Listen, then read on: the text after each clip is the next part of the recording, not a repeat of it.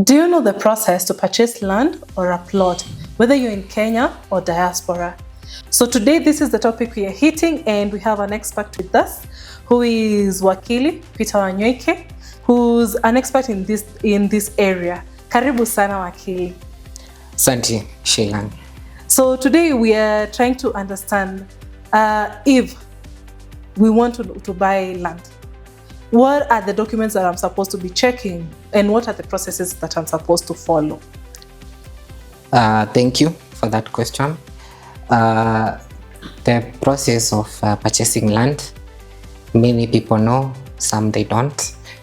But to be safe, if you go to a wakili, a lawyer, the first thing he or she will tell you, you need to do due diligence. Ensure that the land that you're purchasing actually exists, and the person selling the land is the registered owner of that land. So the first process, you need to do a search at the land registry. That is the foremost process, which when you do a land search, it will inform you that the seller is the registered owner. If the seller is not the registered owner, then that land kuna shida hapo. So the first thing is you do a search. It will also show you whether there is any encumbrance. An encumbrance can be a charge, can be a caution, a restriction. So it is also very important, because a land that already has an encumbrance cannot be transferred. Then it will also show you the location of the land, and also the size of the land. That is the first step when you're buying land. Ensure that you've done a search. You can also go an extra step of doing a physical visit of the land.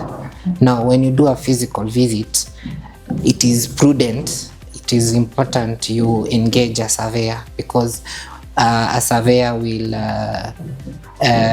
get maybe a map and also mutation, so that now he can ensure that the land indeed is in that location where maybe the seller has told you that the land is in this location, it is this size. So the surveyor will also assist in ensuring that the size of the land is accurate according to the land search that you've done, the search certificate that you've just done. So it is also important to do a search, a visit of the land, so that you can know and the land, where the location of the land is, where it's provided in the search certificate. Yes. Okay. Yes. So say we have done the search. Yes. And probably this land is being sold to me. Yes. How do I get to know if the person who's selling to me has given themselves a very big margin, or it's within the cost range of that area? Now, when you do a search and you've confirmed the details of the land, and they are the same as the details in the search, and actually they are what the seller has informed you that the size is this much. Now the next step is you do a sale agreement. Now the seller of course will quote his price for selling that land. Now, to be sure about that land, you will have to do a valuation of that land, so that now valuation can assist when you want to determine the price, or rather the consideration, the price of that land. And also it will be very important when you are paying stamp duty for that land, especially at the land registry. You cannot transfer land without paying stamp duty. Okay. Yeah. So probably you can help us understand, yes, why do we need a stamp duty? Stamp duty is a government fee. It is what the government, or rather it's in the law. Okay. It is a law. It is a regulation of the government. So there, that is in the purview, or rather it is the powers of the government, Of the or rather what the government has, especially for transactions, to collect income from. I never knew that, by the way. I never knew that. Yes. So now, at what point do I now get the title and it's now in my name? Now, when you first do the search, you also do an agreement. Now, an agreement will protect you, especially when you've purchased the land, or rather you've paid the seller, and maybe the seller doesn't want to transfer the land to you. So it is important to do a sale agreement. A sale agreement protects you and also protects the seller. Yes. Now, after you've done a sale agreement, you now go and there is the transfer process. The transfer process is where you fill in a form, you sign both the seller and the buyer, and then you go and register it at the land registry. Commonly done mistakes during land purchase. The commonly mistakes that people do, number one is not doing due diligence. Due diligence is very important, especially when you are purchasing land. By doing a search, by doing a physical visit, you can also do a historical search so that you can ascertain the previous owners before you acquired the land. It is due diligence is very important. There are people who they don't follow the due diligence, obtaining the LCB consent, and then they just proceed to the transfer, maybe to save on cost, which is very probably, or it can cost you in future, because without following that process, it is a laid down process in the law. So it is very important to do due diligence, ensuring that the person who is selling you that land is the registered owner. Yes. And then another mistake, there are some people who don't use professionals. Now, when I say professionals, you use a wakili, a legal person. You can use a surveyor and a financial institution, as you had you asked earlier on.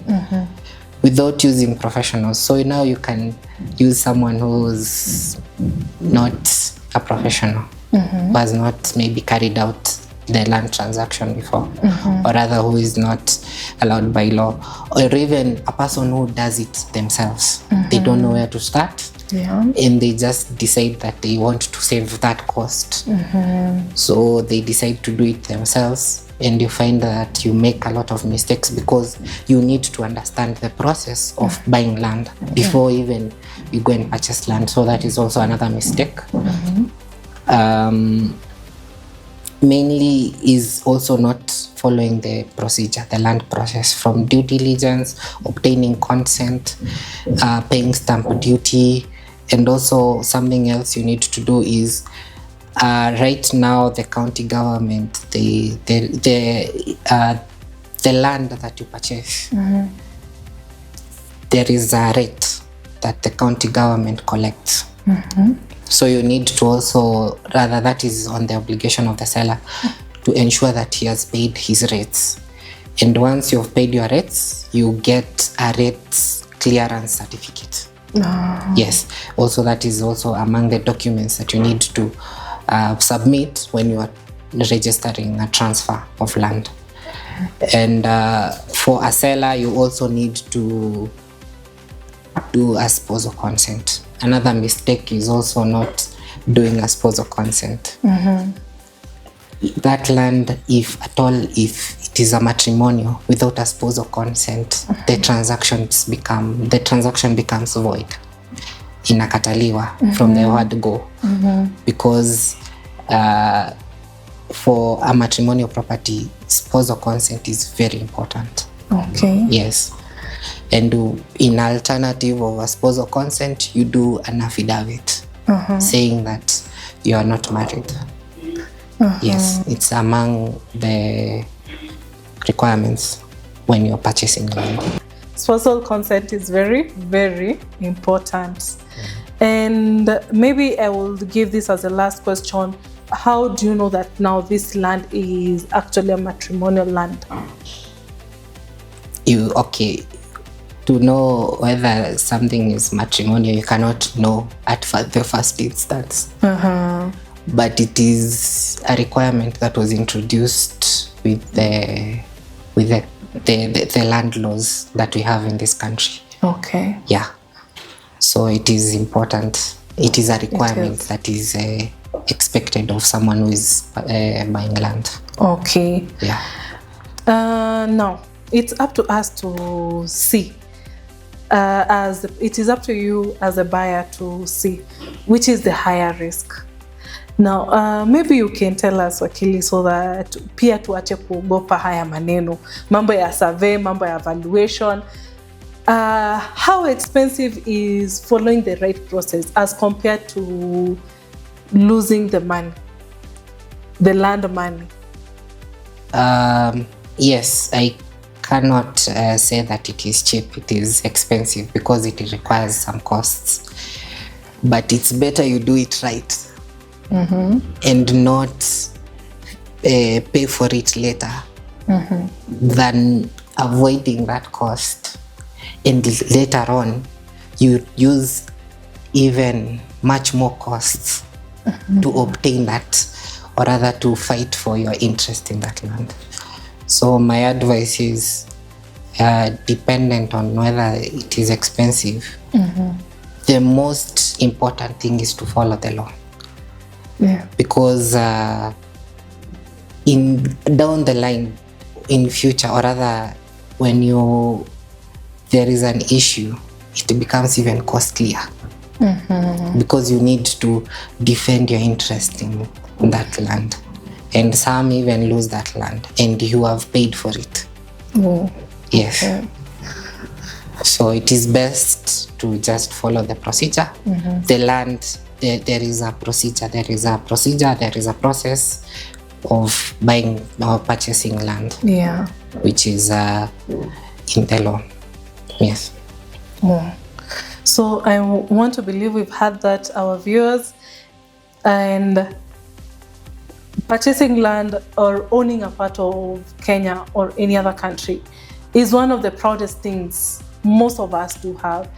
Once you've bought land, you want it to be seamless. You don't want issues at the end of the day or after you've developed that land. So I want to believe that this will guide you towards doing the right decisions, making the right purchases, and do not shun from using experts, because that is where you get your purchase right.